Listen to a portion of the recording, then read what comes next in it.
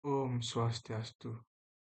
Halo semuanya, di sini saya akan membawakan materi tentang Brahma Widya. Nah, sebelumnya perkenalkan nama saya Gede Divayana Isanta dengan NIM 2417051067. Nah, di sini saya akan membawa 4 subbahasan yang akan saya bahas, yaitu yang pertama dari definisi Brahma Widya, yang kedua yaitu tujuan mempelajari Brahma Widya, yang ketiga yaitu konsep pandangan Brahma Widya, dan yang keempat itu ada model pemujaan dalam Brahma Widya. Nah, kita akan masuk terlebih dahulu di definisi Brahma Widya. Apa sih itu Brahma Widya? Nah, Brahma Widya. Istilah ini berasal dari bahasa Sanskerta, di mana kata Brahma merujuk pada realitas tertinggi atau kesadaran universal. Sementara, kata Widya berarti pengetahuan atau ilmu. Oleh karena itu, Brahma Widya dapat dipahami sebagai ilmu atau pengetahuan tentang Tuhan dan realitas tertinggi yang menjadi inti dari ajaran filsafat Hindu. Nah, kita sudah masuk ke materi kedua, yaitu tujuan mempelajari Brahma Widya. Nah, apa sih tujuan kita mempelajari Brahma Widya? Nah, mendalami sumber filosofi dari ajaran Brahma Widya sangat erat kaitannya dengan pentingnya mempelajari Tuhan itu sendiri. Nah, tujuannya adalah untuk memahami dan mengerti tentang Tuhan, baik dari perspektif bahasa, kata, maupun pemikiran para penghayatnya. Dengan demikian, pemahaman yang keliru mengenai Tuhan dapat diminimalkan sehingga membedakan dengan apa yang bukan Tuhan.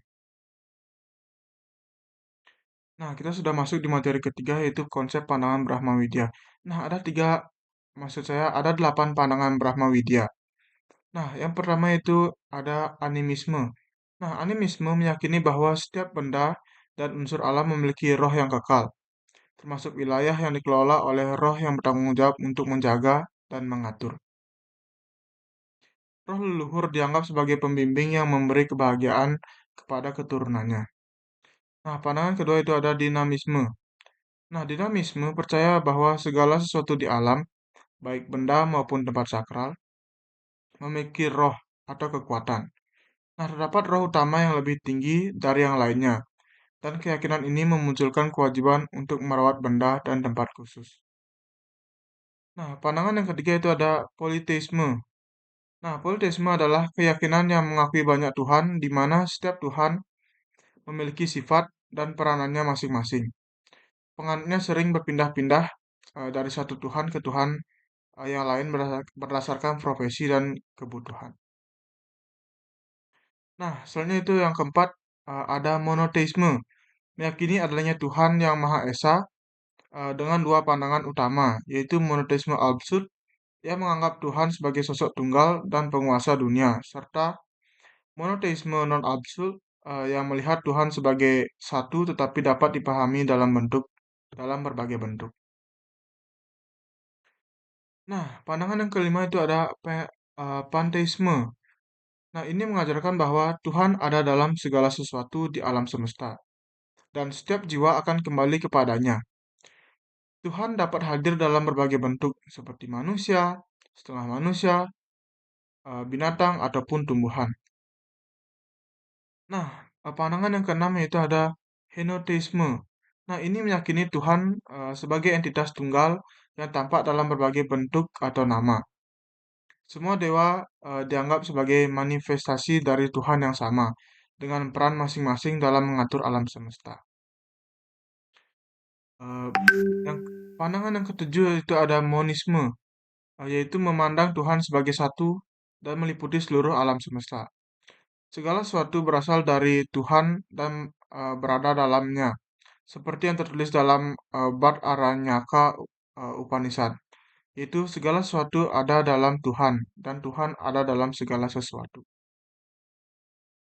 Nah, yang terakhir itu ada pandangan terakhir itu ada ateisme.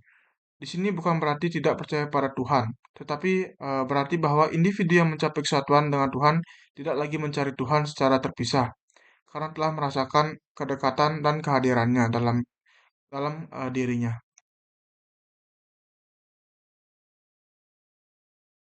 Nah, kita sudah sampai di materi model pemujaan dalam Brahma Widya. Nah, ini merupakan materi terakhir dari saya. Nah, model pemujaan dalam Brahma Widya ini dibagi menjadi dua, yaitu ada Nirguna Brahma dan juga Saguna Brahma. Nah, saya akan membahas lebih dahulu dari Nirguna Brahma. Nah, Nirguna Brahma adalah Brahma yang bebas dari segala sifat atau aktivitas. Nah, juga disebut sebagai Paramasiwa atau Brahman tertinggi. Nah, dalam lontar-lontar tatwa, istilah ini merujuk pada Tuhan dalam bentuk transenden, yang berarti di luar segala kemampuan manusia. Nah, Tuhan dalam bentuk transenden ini berada di luar jangkauan akal manusia untuk dibahas secara tuntas. Nah, model pemujaan yang kedua itu ada Saguna Brahma.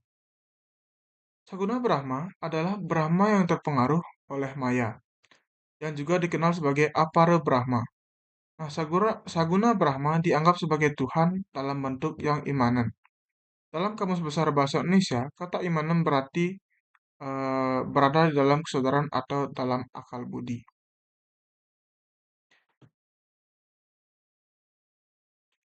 Nah, sekian presentasi yang dapat saya sampaikan tentang Brahma Widya.